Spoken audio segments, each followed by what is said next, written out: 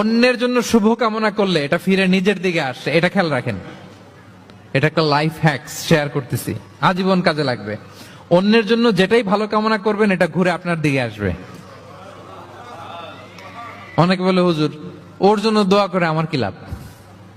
নিজের জন্য, আল্লাহ আমারে মাফ করে দাও, আল্লাহ আমারে সমৃদ্ধি দাও, আল্লাহ আমার বেতন বাড়াও, আল্লাহ আমার ব্যবসায় বরকত দাও, আল্লাহ আমার ছেলেরা হাফেজ বানাও, আল্লাহ আমার বউ, আল্লাহ আমার মেয়ে, আল্লাহ আমার আমার আমার সব আমার ভালো আপনি চাচ্ছেন নিজের জন্য, অন্যদের জন্যও চান।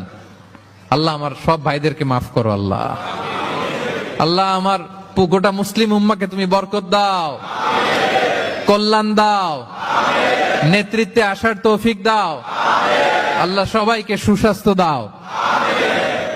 এটা ফিরে আপনার দিকে আসবে। অন্যের জন্য শুভকামনা বহুগুণ বৃদ্ধি হয়ে নিজের দিকে রিটার্ন করে। বিষ্ণু ইসলাম এটাই বলেছেন, মা মিন আবদিন মুসলিমিন ইয়াদউ লিআখিহি বিযাহরিল গায়বি ইল্লা ক্বালা লাহুল মালাকু ওয়া লাকা বিমিসলিন। কেউ যদি তার ভাইয়ের অনুপস্থিতি তার ভাইয়ের জন্য দোয়া করে, ফেরেশতারা ওই দোয়াটা তার জন্য আগে আগে করে। তাহলে অন্যের জন্য শুভকামনা করলে, দোয়া করলে লাভ না লস?